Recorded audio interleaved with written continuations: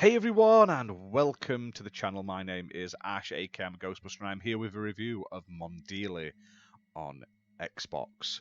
Now, this was released on the 9th of August 2023, and it was developed by Uglycoal and published by Valkyrie Initiative, who were kind enough to send me a copy for this review. Now, Mondealy is a sort of 2D adventure puzzle game with a very cute art style. And basically, it takes place in this sort of magical kingdom underneath your hometown where you start the game. Now, it's full of these like monster like characters, but overall, like I say, they're not like evil monsters in any way. It's a very sweet and enjoyable game. Now, it's been inspired by Undertale and One Shot, and I've never played One Shot, but I have played Undertale, and I can definitely see how that inspiration has been passed over to this game. The game obviously features like fantasy settings as well as obviously real world settings with a whole host of really cool looking characters. Now, the plot itself is interesting. It's filled with like tragedy. It's full of humor. It's full of mysteries and stuff like that. The game itself isn't exceptionally long. You'll get through it in like a sort of handful of hours, but it is a nice little game. It's a very much a mix of like visual novel meets sort of exploration in the fact that the majority of the gameplay is very dialogue heavy. It's just lots of conversations. You do have dialogue options that change the sort of narrative of the game in ways. However, you will always end up at the same sort of point at the end of the game. Now, you can't change the ending, but you can change the sort of destination and the journey to that ending, depending on like what options you pick. Now, graphically, this game looks great. The pixel art style is gorgeous. There's lots of detail in the environments. The character designs look great. The UI looks great. It's on a like squared sort of resolution with borders, and it just makes me think of like old school sort of SNES RPGs I used to play back in the day. And the borders, they change as you're playing through the game. They're not static, so they'll change depending on where you are and what you're doing and stuff like that, which I thought was really cool. When you're in this like mystical kingdom, there's 4 unique districts that you're able to walk around and look at, and they've all got their own uniqueness to them, and they all look really different as well.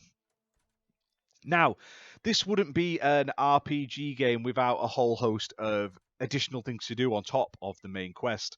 There are side quests that you can choose to or choose not to do. And there's also loads of collectibles that you can find, like cartridges, like tape recordings that unlock the soundtracks for you and stuff like that. Now, I enjoyed this game. Like I say, it's not perfect. There isn't a quest tracker as such. You can hold down your Y button to get a hint of what you're supposed to be doing. And at points, though, as well, you're unable to complete certain side quests if you haven't done them by certain points, which, while isn't a game breaker, it's just it's annoying when you're one of those. I like to complete everything in RPG games. I like to do all of the quests and stuff like that. So stuff like that annoys me. It doesn't matter too much, and most people probably won't even do all the side quests. But for someone who likes to pick up all the quests and do everything, it was a bit annoying. Now, the dialogue and everything is well written. The characters all chat to each other in a really nice sort of way, in like the way they flow with each other. The game does feature cutscenes as well, and it's a very chill game. Like, you're not fighting for your life or stuff like that. You're mainly just doing errands, helping people, discussing things and stuff like that. A lot of back and forth, sort of classic point and click adventure style gameplay in my eyes. Now, the game itself, like I say, you'll get through it probably in about 8 hours. There is multiple reasons to go back and replay it, though. Like I say, there's missable achievements and stuff like that, so there's a reason to do that there. Overall, though, I think it's a great little bundle. Like I say, it's got a nice UI, it's got great character art, great music, it's got loads to see and do in it. It doesn't outstay its welcome at all. Like some RPG games, you're playing for like 50, 60 hours, and I'm not gonna lie, I ain't got time for that anymore. So this one, I was very, very happy with.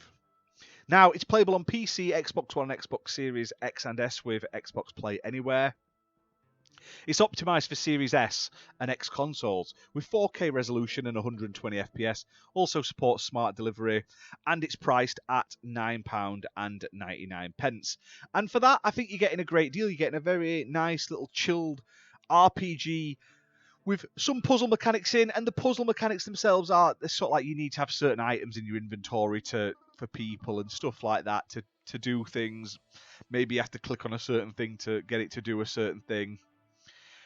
But all in all, I really, really enjoyed it. Now, don't take my word for it, though. There is a Mondealy Day 1 demo. Now, I don't know if this is on Xbox, but I had played it on Steam. It came out in advance of the game's release, and I'd already played it before getting my review copy. And that is basically the sort of prologue to the main game. So, very similar. Give it a go, just so you sort of can get a feel of how the game plays. But I really loved it. I thought it was great. Full of those beautiful little details and stuff like that. Very, very nice. Can't go wrong. So check it out and hit that like button. Hit subscribe. And we'll see you soon for more content, guys. Bye for now.